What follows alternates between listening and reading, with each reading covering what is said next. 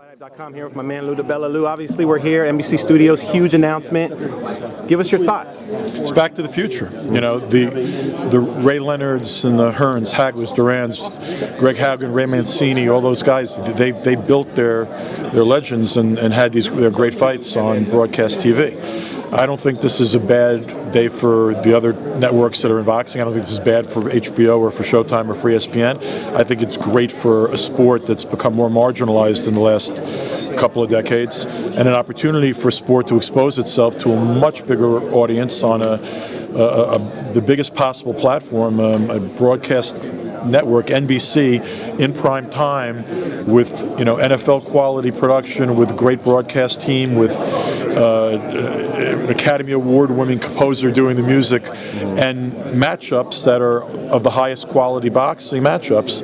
It's an opportunity for us to develop younger fans, to develop new fans, to expand our eyeballs beyond just boxing heads to sports fans in general. So I think that this is great for the entire sport of boxing. Is there any added pressure, not just for the fighters because they're fighting on network TV, but for everyone involved to kind of perform and produce a product where we can really represent the sport on such a big platform? Well, I like the matchups I heard announced today, and I think boxing fans will like what they heard today. And I expect you're going to hear more of the same, and some stuff that might even be bigger. And I think that that's what is going to be necessary for it to succeed, is high quality, boxing matchups. And you saw up on that screen, a Hall of Fame broadcaster. Mm-hmm. You have Ray Leonard, going to be part of that broadcast team, and then they're going to announce the rest of what I expect to be a tremendous broadcast team. I think that all the bells and whistles surrounding the fights will be excellent, but the fights have to be excellent.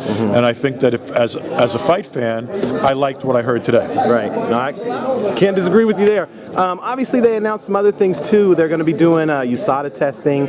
I think that stuff is wonderful. I think I've long believed that there needs to be more. I think performance-enhancing drugs, where people are hitting one another and hitting one another in the head, there needs to be protection against the use of PEDs. I think that random drug testing in all of these matches, I think that's a great thing. I think the involvement of the Cleveland Clinic and the fact that these guys will be tested for head injury, for cognitive function, and that they'll be part of that study that the Cleveland Clinic's doing on boxing and head injury, I think that's another positive.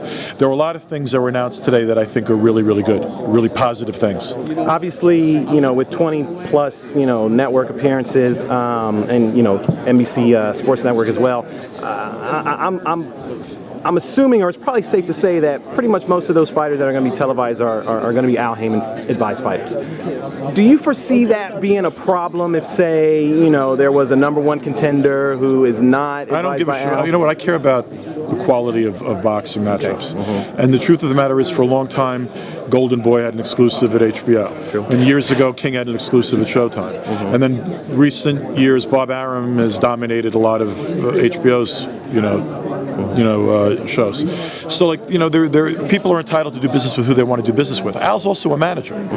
You're going to see promoters involved in promoting these shows. And I don't expect that you're going to see every single fighter be a Heyman fighter, but that's not even the issue. The issue is, are the fights that are presented of the highest quality? And that's what has to be for this to work. Based on what I heard today, I think it's off to a really good start.